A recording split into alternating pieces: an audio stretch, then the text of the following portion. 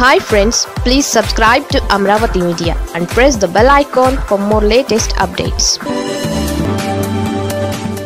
Social పోస్టులకు రిమాండ్లపై high court ఆదేశాలపై ప్రశంసల వెల్లువ.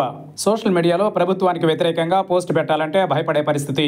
కూటమి పార్టీలకు చెందిన కార్యకర్తలు, నాయకులు ఫిర్యాదు చేయడం, అధికార నాయకుల మెప్పు కోసం పోలీసులు అరెస్టు చేయడం ఓ తంతులా సాగుతూ వస్తోంది. ఆ తర్వాత రోజుల తరబడి జైళ్లలో మగ్గిపోవలసిన దుస్థితి.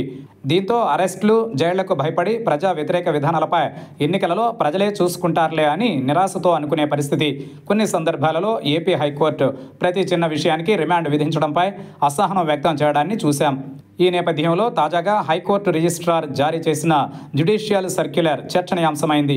సోషల్ మీడియాలో అనుచిత, అభ్యంతరకర పోస్టులు, వ్యాఖ్యలకు సంబంధించిన కేసుల్లో నిందితులకు రిమాండ్ విధించే విషయంలో సుప్రీంకోర్టు మార్గదర్శకాలను పాటించాలని స్పష్టం చేసింది. మ్యాజిస్ట్రేట్లు సంతృప్తి చెందిన తరువాతే నిందితులకు రిమాండ్ విధించాలా వద్దా అని నిర్ణయం తీసుకోవాలని స్పష్టం చేసింది. నిందితులకు రిమాండ్ విధించే సమయంలో Arnesh Kumar versus state of Bihar కేసులో సుప్రీంకోర్టు మార్గదర్శకాలు పట్టించుకోకుండా మ్యాజిస్ట్రేట్లు నిందితులకు రిమాండ్ విధిస్తున్నట్లు తమ దృష్టికి వచ్చిందని హైకోర్టు తెలపడం గమనార్హం.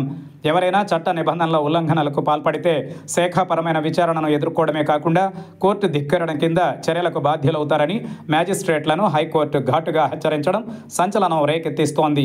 ఇటీవల వైసీపీ నాయకులు తమకు రిమాండ్ విధించే విషయంలో సుప్రీంకోర్టు మార్గదర్శకాలను పాటించలేదంటూ పలుమార్లు ఏపీ హైకోర్టుకు ఫిర్యాదు చేశారు. అంతేకాదు అందుకు సంబంధించిన ఆధారాలను కూడా రాష్ట్ర అత్యున్నత న్యాయస్థానానికి సమర్పించారు.